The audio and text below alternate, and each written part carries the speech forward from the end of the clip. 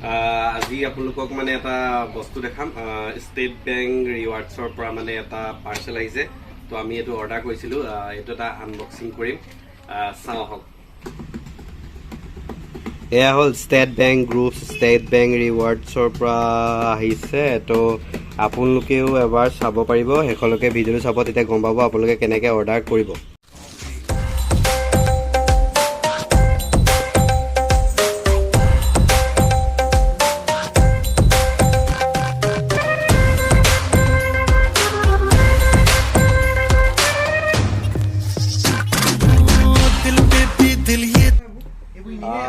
এইটো আচলতে আপোনাৰ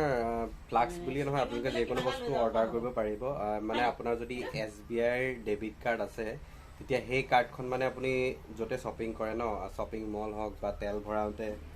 য'তে আপোনাৰ কাৰ্ডখন ইউজ কৰিব তেতিয়া আপোনাৰ মানে SBI ইউনোত আপোনাৰ কি হয় ৰিৱাৰ্ডছত পইণ্ট কিছুমান গোট খায় তো সেই পইণ্টছখিনি মানে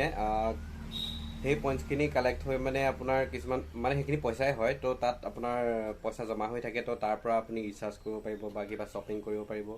তো আমাৰ তাত পইণ্ট অলপ গোট খাই আছিলে তাৰ পৰা আমি মানে এই ফ্লাক্সটোকে অৰ্ডাৰ কৰি দিলোঁ আৰু এইটো আপোনাৰ বেছি নহয় কইনো বেছি নাছিলে তো 375 লৈছে তো তাত আপোনাৰ বহুতৰ কইন মানে আপোনাৰ ৰিৱাৰ্ডছৰ যিখিনি পইণ্ট সেইখিনি গোট খাই থাকে তো তাত আপোনালোকে চেক কৰিব পাৰিব আৰু চেক কৰিবলৈ হ'লে আপোনালোকে যাব লাগিব ইউনো SBI যোনটো আপোনাৰ সাইট হয় তাত গৈ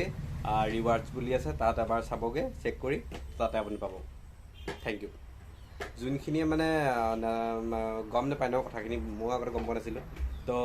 সেইখিনিৰ কাৰণে মানে এই ভিডিঅ'টো বনোৱা হ'ল তো এবাৰ চাবগে